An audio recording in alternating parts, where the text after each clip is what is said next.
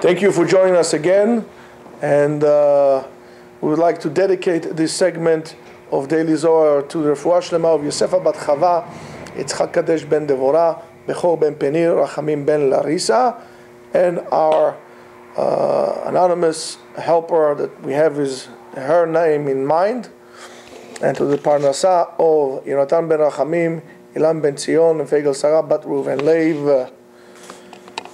If you would like to donate or sponsor a shiur, you can do so through our PayPal account if you log into yeshiva.etzion.com. And if you want to contact us, questions, requests, remarks, etc., at rabbigaon@gmail.com. The Zohar says, Rabbi Chia said, Sfat emet tichon la'ad, va'ad argia lashon sheker. A truthful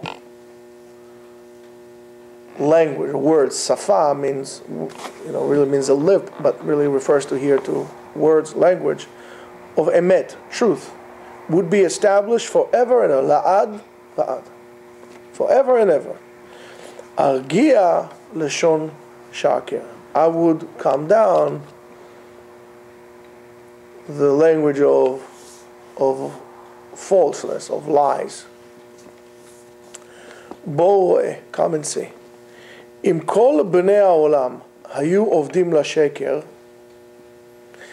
if most of the people of the world would worship a lie, היה כן שהיו מתבטלים. It would have been so, and they would do absolutely nothing. אבל האור, but the light, והזוהר, and the splendor, המאיר מן השמש, comes the light from the sun, ודאי הוא. The sun, the light that comes from the sun, it's real, it's for sure. וכן הכוכבים שברום הרקיע. And so are the stars in the sky. They're also real. אמת הם. ואם בכסלות ובחסרון דעתם, and if where there's stupidity and lack of knowledge, הם אומרים וקוראים אותם אלוקים, and people call them and refer to them as gods, אין הקדוש ברוך הוא צריך משום זה לכלות מעשיו מן העולם. הקדוש ברוך הוא is not going to destroy the people because of that. Which is understood. I mean, the buffoons, they're then stupid. And a person who is mentally challenged, you can't hold him accountable for his actions, so is that. I mean, it's a level of that. אבל גם לעתיד לבוא לא יכלו האור כוכבים והאורות מן העולם. Even for the future, natural phenomena, or natural things like the sun and the stars are still going to be. HaKadosh Baruch Hu is not going to take the people or take that stars from the world, right? They're going to still stay there. Ela michle. But who is going to be wiped out from this world?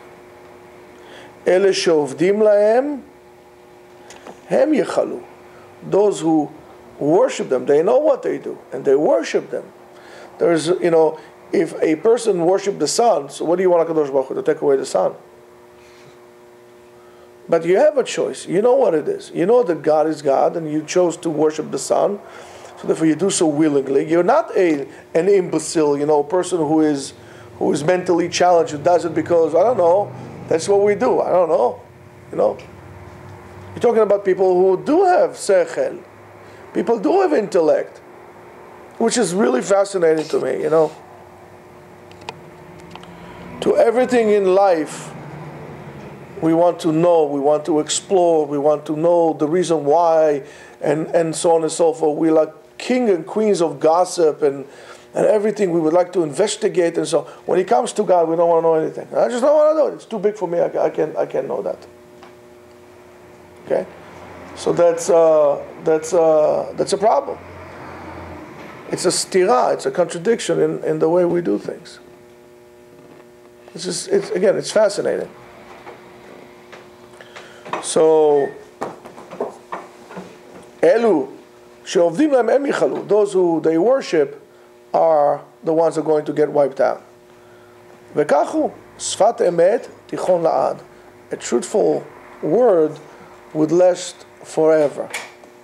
Who are these? Elohim Israel. These are the Jews. She'em sfat emet. Sfat, language, words of truth. She'omrim, and what do they say? Hashem Elokeinu, Hashem Echad. God is our God, and God is one. We explained that right now we're reading Parashat Ki what?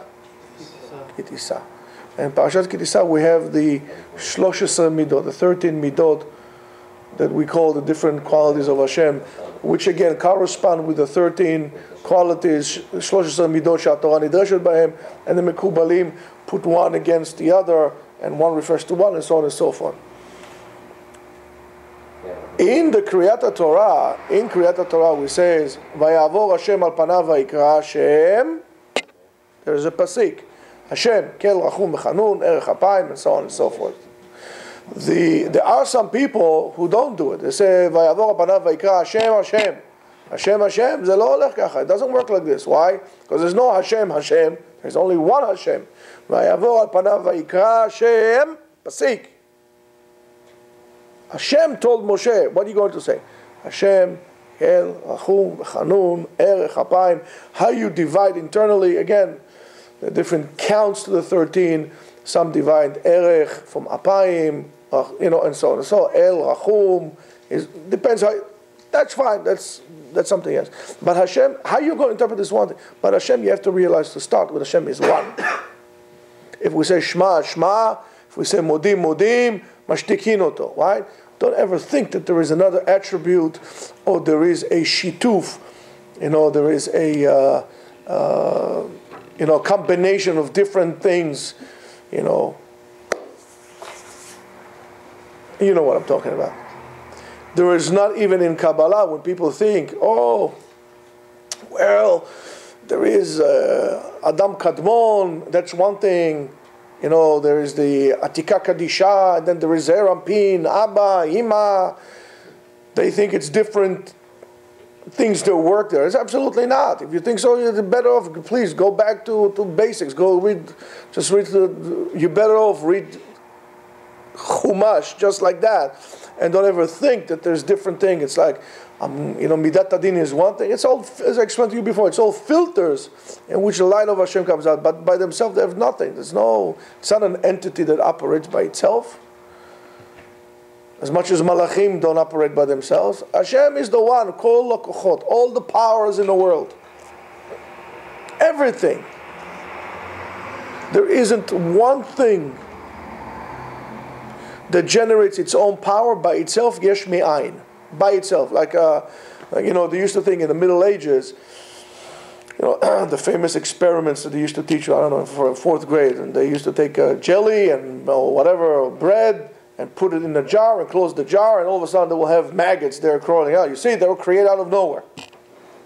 Bria yesh me'ayin, creation out of nowhere. You know that it's not like this, because there's bacteria, and it's not. There is nothing that generates by itself. Everything in this world is a result of the original initiation of HaKadosh Baruch Hu power when He created the world. Nothing is self-propelled by itself. Nothing. You think about it. Everything. The fact that I was able to lift my hand here is not because of me. It's because HaKadosh Baruch Hu created the world, and then He put things in motion. That ability to lift my hand is a result of HaKadosh Baruch Hu, not me. Let's strike a match. I made fire. It didn't make fire. The potential of the fire was there. Who put the potential there? God put the potential there. He is Ilat Ilot. He is the reason of all reasons. And the cause of all causes. And all the powers in the world come from Him. Don't think otherwise. If so, that's borderline idol worshipping. Borderline idol worshipping. If not, idol worshipping. It's God and God only. There's no other combinations. There is one, as much as a person has only one father, He now have two fathers. He has one father. That's it. Now, these are the Jews. Shomrim Hashem Elokeinu Hashem Echad. Ve'akol emet, and everything is the truth. Ve'sod ha'emet. And that is the secret of all truth. The truth has to be truthful as the word emet. In emet you have aleph, which represents the beginning of the alphabet, the Hebrew alphabet, taf, which is the end, and mem, which is the middle. The truth has to be truthful from beginning to the middle to the end. It's a very difficult thing to do. There's no such thing as a white lie, a black lie, a pink lie, or a purple lie. There is such thing. That's the lie and that's the truth. It's the truth and that's the lie. There's no half a truth. Half a truth is a lie. There's no such thing. Emet is emet, from beginning to an end. It has to be an entity from beginning to an end. And it says, Umesaimim, and how do we finish this? We say, Hashem Elokeinu Hashem Echad, right? And what we say at the end? Hashem Elokechem Emet. And that's something very important to remember and to realize. To be a Shomer Torah u'mitzvot, first of all, you have to be a truthful person. Because Chazal tells us, Hashem Emet. He is the truth. Torato Emet. And the seal of HaKadosh Baruch Hu and everything is Emet. You cannot be in proximity to God and to live life of a lie. So much that when the Gemara in Chagiga tells us, when we had the 4 sages that ascended up through deep meditative practices into the spiritual world. In other words, they're very interesting. The souls kind of left their bodies and went up over there. Before they started, Rabbi Akiva warned them.